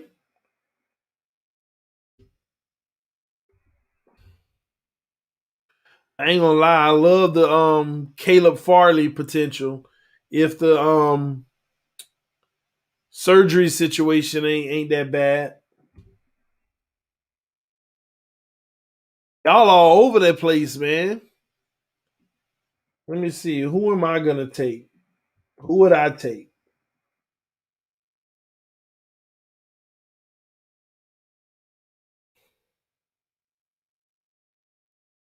Man, they sure know how to make it tough, man. They know how to make it tough. I should have did a 2 round mock.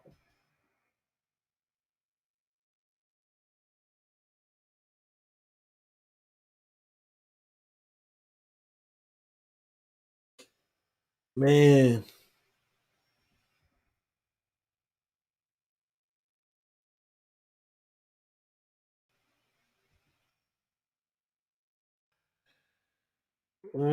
Ain't it tough, y'all?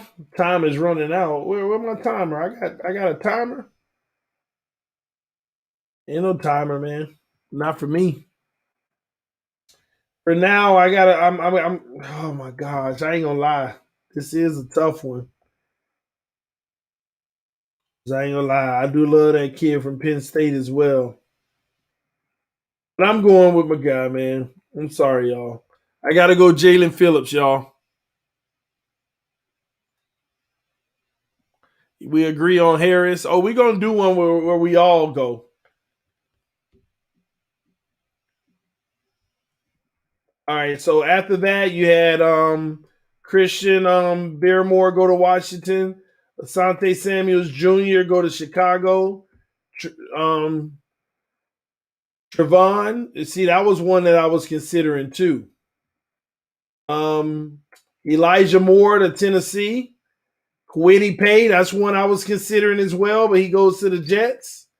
Elijah goes to Pittsburgh.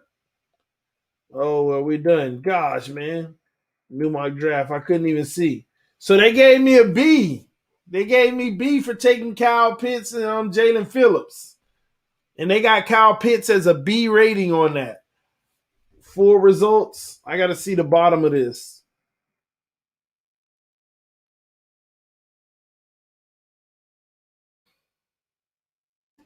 All right, this is where we left off. Caleb Farley went to Jacksonville. That's going to be a little sneaky move right there, y'all. The Caleb Farley one, depending on his health. But man, that kid there, man, I wouldn't mind taking a chance on him at 18 either if we feel good about it.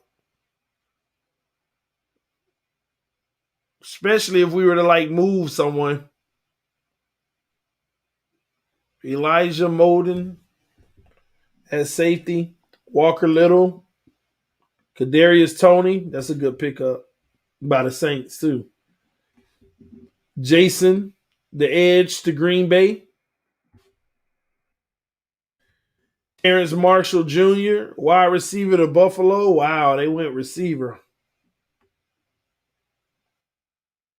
Aziz, The edge to KC, getting that defense, trying to offset. They realize you got to do something on defense. And the Bucks, Rondale Moore, wide receiver. It's a B move because the number one need on this website for the Dolphins is tackle. Yeah, but it's something that I don't think that we're actually gonna do. Because they still gonna see if we're gonna be all right on what we got. See if those guys grow another year. But I wouldn't be surprised. It might happen. All right, let's do one more and then we'll be done. All right. So we're picking as the Dolphins. Speed, care for positional value. Bring that back to the middle. Yeah, get that on my screen. It's crazy. All right. Randomness. I don't want no randomness now. Draft for needs. PFF. All right. Somebody said 2 rounds. All right, that's it, and we'll be done for the night. We'll do 2 rounds. All right. All right. Let me see. Make sure y'all hit that subscribe button if you're new, and make sure that you hit that like button, guys. If you're enjoying the stream, punch that like button. Over anything, hit that like button, all right? All right, into the draft. On the clock, Jacksonville.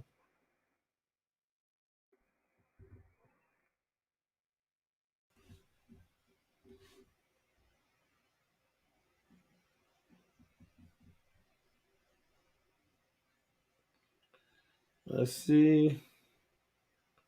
Shouldn't take too long.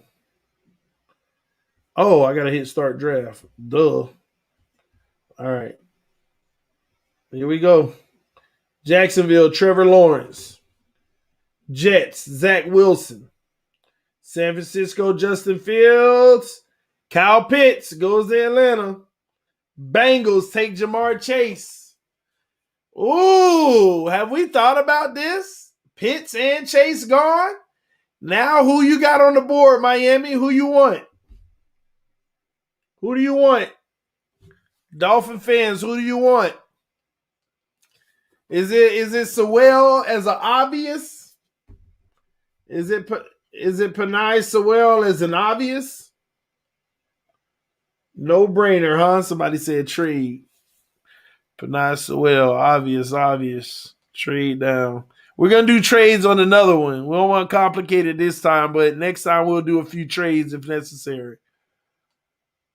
Sewell, Smith or Waddle. All right, man. We're going to get Panay Sewell. Lions take Devontae Smith. Trey Lance to Carolina. Broncos, Mac Jones. Cowboys, Jalen Waddle. Smith or Waddle. Rashawn Slater to the Giants. Micah Parsons to the Eagles. Christian Darrisaw to the Chargers. Patrick Surtain to the Vikings. Christian Barmore to the Patriots. J.C. Horn to Seattle. Trayvon is to Las Vegas Raiders. So Miami on the clock. Miami's on the clock. You got Rashad Bateman. See, here's where it gets interesting because you took a lineman now, so you didn't get Sewell or a receiver. I mean, you didn't get Pitts or a receiver. So now you got Rashad Bateman staring at you in your face. But you also got Jeremiah. You got Caleb Farley still. Kwity Paye. Jalen Phillips. See, now my whole board changes. In this situation right here, now I don't know if I'm actually going to get Phillips anymore. I don't know if I am.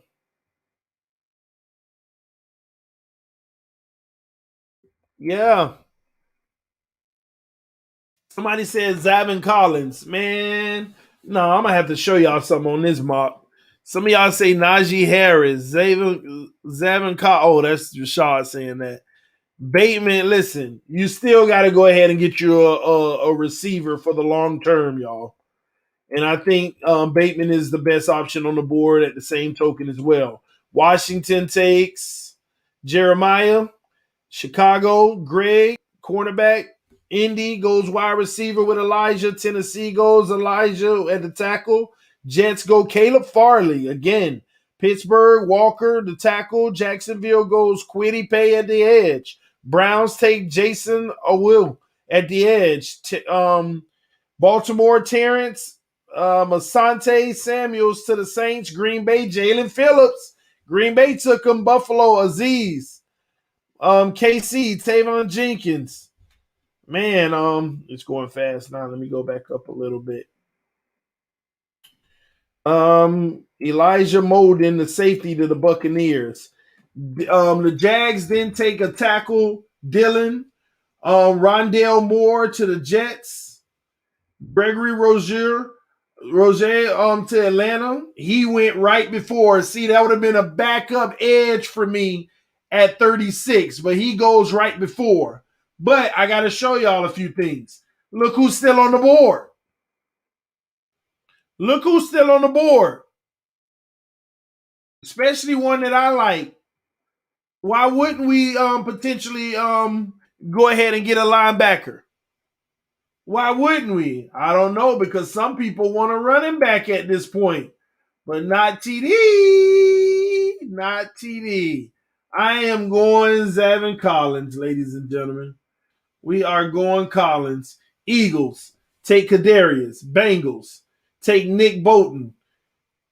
Panthers, Dwami Brown. Samuel Cosme to the Broncos. Lions, Jamin Davis. New York takes Alex Leatherwood. San Francisco, Carlos Basham. Dallas, Javen Holland. Jags, Jamar. Patriots take Kyle Trask. They took the quarterback. Ooh, that's scary. Jackson takes Chargers. Las Vegas, Richie. Ronnie goes to Arizona, and Miami's still on the clock. Now you understand why I wasn't taking Najee Harris or Travis Etienne, ladies and gentlemen.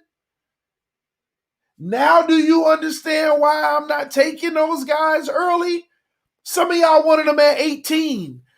Let this be a lesson learned. I know that this is only a mock, y'all, but let it be a lesson learned. We went through the same thing last year with 3 running backs. There were 3 top running backs in the draft last year. And we kept saying that we want one of them. And we kept saying we got to get them with our mid-20s pick. Not a single one of them went in the first. Well, one of them went in the first round, but it was pick number 32. The last pick. It was the last pick of the first round, because running back stock is not valued anymore like that in the NFL, ladies and gentlemen. You can wait till the second round, and your top guy or 2 or 3 will still potentially be there. Now, I'm going to be honest with you. I don't think they'll be there at 50. But at 36, that's where you get your running back, because you'll still get one of those guys at 36, y'all. That's what I'm trying to tell you all. And look at this. 65 is, from a rank standpoint, is where Najee is, and 66 is where Travis Etienne is.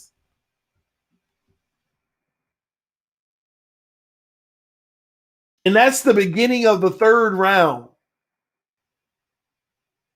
65 is the first pick in the third round. So I'm not going to say wait to 50 to get your running back if you really want them bad. I say it's 36, but you might be shocked. You might just be shocked. All right, but who we getting? Is it Najee Harris, Travis Etienne? Because we do need a running back. We do need one. We also need an edge. We also need another guard for the future. But I'm going to go with Najee Harris. Washington takes Jabril Cox. Chicago takes Liam. Tennessee, Aaron Robinson. Colts take Peyton Turner on the edge. Pittsburgh takes David Mills. Seattle takes Alan McNeil. Rams take Pat. Baltimore take Landon. Browns take Ardarius Washington, safety. Josh Palmer goes to the Saints, another wide receiver. And Buffalo takes Joseph Asah. And Green Bay, Javonte Williams, Rashard Weaver to Kansas City. And the Bucks, I didn't see their last one. They gave us an overall A. They didn't like the Rashad Bateman. They didn't like the Bateman move at 18. But look, you still get an A minus getting Najee Harris where you got him. You still get an A minus with Xavien Collins. A plus on Penei Sewell, obviously. Rashad Bateman was the one that they weren't very fond of. Steelers going to take a running back. Maybe. I still got Buffalo potentially taking a running back. So we'll see. So this is PFF's model. We're going to bounce around and try other models as well and do some trade scenarios. So we're going to have fun with it as time goes. So make sure you stay tuned. Make sure if you're new to the channel that you subscribe to TD Fans Talk. We're going to be doing this a lot because the draft is coming up, ladies and gentlemen. So we're going to be doing this a whole lot, all right? All right, we don't need to share anymore. All right, so I hope y'all enjoyed the stream tonight. We're 2 hours strong, 2 hours and 10 minutes. But I want to say thank y'all for tuning in. I appreciate y'all coming through. Make sure you share the link to the videos. Let your friends and family members know about the channel. I think we're like 120 subscribers away from 16,000. So we'll probably hit that within the next week or week and a half, coming up or somewhere around the draft, hitting another milestone. Appreciate all the love and support. We got bigger things coming, y'all. It's time for TD Fans Talk. Well, it's time for TD Sports, all right, to branch out. We're going to be expanding, and I'll give you more details on that in the near future. We're actually going to be expanding, ladies and gentlemen. It's something for my own personal development and for my development for what I want to ultimately do in the future. And you all will understand that very soon. So with that expansion is going to come a lot of hard work and a lot of support that's going to be needed. And I know I got y'all behind me and y'all going to have my back. So I appreciate y'all for always rocking with me. But the expansion is coming, ladies and gentlemen. And expansion is exactly what it is. All right. We're expanding. All right. TD Sports. It's about to expand. I'm so happy that TD Fins Talk was the first platform under TD Sports, and it's about to be crazy going forward. All right, but it's all about being well versed in the game of football and everything else, so that ultimately I can be a bigger representation of us overall on a national stage. So more details to come. We'll talk about it more in detail as time goes. But again, love y'all. Appreciate y'all. Thank y'all for always tuning in, showing love and support. Everybody who's donated to the channel, I appreciate your love and support. Everybody who hit that like button is just as good as donating to the channel. I appreciate your love and support. And Mod Squad. Love y'all, man. Thank y'all for doing y'all thing, making this just powerful. Shout out to Donald and Irene Young, Donald, and Dwayne. I see y'all. Rashard, DM, Fins. That's what's up, man. And Clemente, I see you as well. All the mods, man. Thank y'all for tuning in. Good night. Love y'all. Y'all stay blessed. Peace. We out.